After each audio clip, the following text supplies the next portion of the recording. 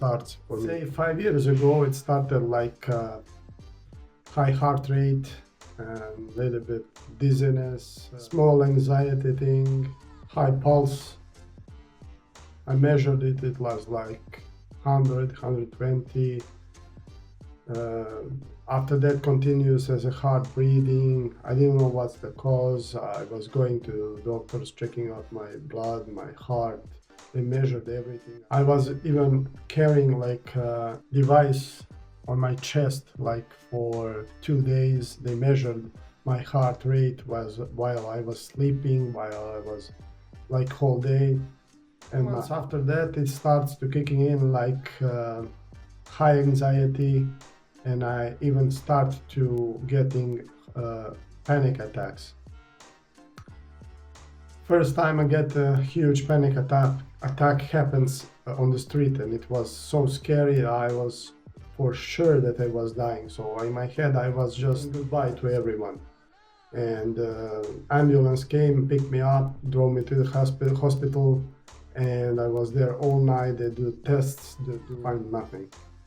So that was the first time, and I had like very scary panic attacks in that period. The second one was I was driving in the car. I was in middle of nowhere, and it was so scary because when you have anxiety and panic attacks and high cortisol, it's very hard for a person if you're not close to any people or you're not close to hospital. I have that always in back of my mind that no one can help me. So that even raises my anxiety in that moment. So when that happens in the car, basically like first time my legs and my arms just go numb completely, and they stiff like this, straight. So first time. Second time in the car, my arms and legs go numb completely. I can press the brake on the car, and that was so scary. I think I pushed my leg with my arm just to press the brake, and I stopped somehow the car, and I was there like parked 15-20 minutes, and I just trying to breathe and calm myself, and it was very scary. That's the worst attacks that I had, because they were like I'm dying. After that, when you know what is happening, I'm trying every time to calm myself, and it helped, because if you don't know what's happening, you're making it even worse. And then I had panic attacks like every few weeks. And then it becomes when you calming yourself and trying to change something, and they just spread it like from few weeks to few months. And recently, maybe I had a few months. It's constantly here. I'm living with it. So every day it's pumping up. So it shows now like sometimes high heart rate, or I hardly breathing, and I'm just trying to calm myself. There is some small tricks I'm going to talk about now, how I'm trying to reduce all these symptoms. For me, it lasts too long. I'm not suggesting to solve yourself. If you can't talk with someone, you should talk with someone. I didn't do it. That's why it lasts for me a few years. And I think it made the problem for me and with my family, with my friends, colleagues, with everyone, because you are constantly angry. Impacts other aspects of your health also. I got high insulin resistance, and all my hormones like pineal gland hormones affecting your life a lot.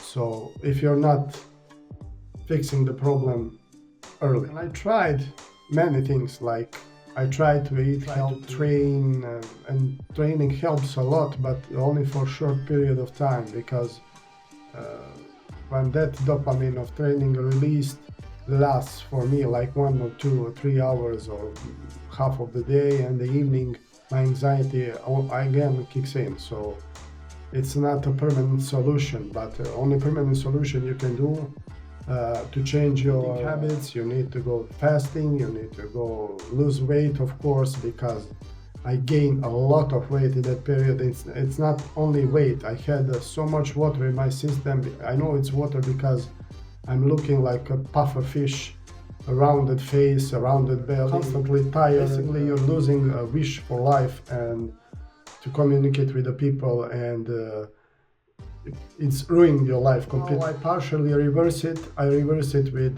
first I'm losing weight and kicking out water from the system, losing fat, training, calming myself. Do by yourself with the help of family and friends and whoever wants to help you. The worst thing of all, it's constant exhaustion. It's like 24/7 exhaustion. You cannot function with this anymore, and you are starting to losing your mind because you don't know what is happening. It's like you're constantly on. You cannot turn off. And it happens for me. I'm waking in the middle of the night, and just in that moment I start thinking about something. I cannot stop to think, and getting even worse, leading again to anxiety. My heart rate is my heart is pumping. I need to get up. I have panic attack. And so in the morning when I wake up, I have feeling like I slept like for, I don't know, 1 or 2 hours. So I'm tired, and up until the lunch I can function somehow. After the lunch I'm a dead body. I cannot move, I cannot do anything, and that lasts for too long. It's exhausting, it's killing you physically. And then when I started to train, I don't see any results. First, I didn't fix my diet. I wasn't in deficit, but still, you should lose some. You should feel better.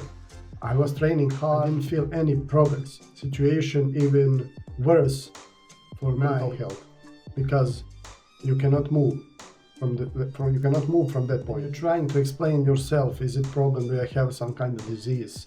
Do I have a low vitamin? Making up diseases in your head, impacting your anxiety and your cortisol, lead you to high insulin and insulin resistance, and of course diabetes. My digestion was in complete mess. I cannot digest the food. I constantly so I started to research myself, and I took the blood test, and I saw my cortisol was high, and was going wild up and down.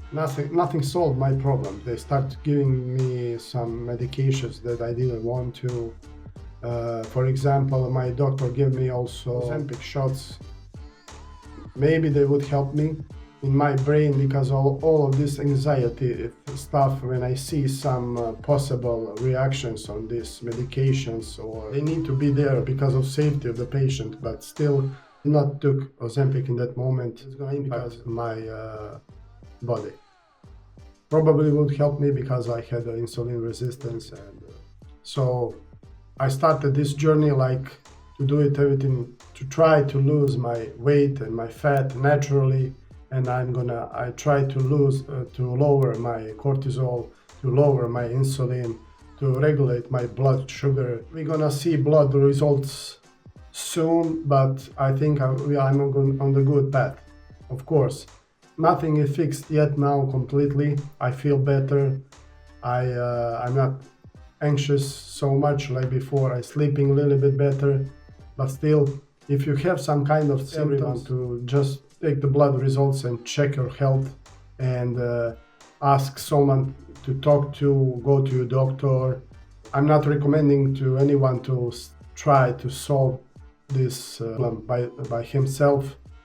I'm just saying what helped me. For me, fasting, losing weight, kicking out sugars from my food, kicking out carbs, not completely carbs, but lowering the carbs, training, and trying to be in a healthier environment for yourself with the people you love. Go to the nature. It helps a lot. Go to hiking if you have time.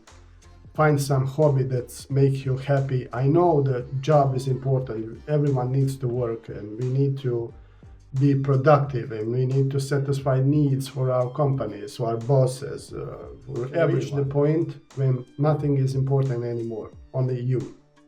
So you need to fix yourself. You need time to fix yourself. I know this problem you cannot fix for like 1-2 months. It could be years. I hope not, but this fight like 7-8 months ago, and I'm doing good for now. I hope we will fix everything. So stay with me on this journey. Take care of you. You can take care for other people too after. If you're not good, you're not gonna be good for others. So stay healthy, try to eat healthy, train, go out, be active, follow my journey, subscribe to this channel, and see you in the next video. Bye.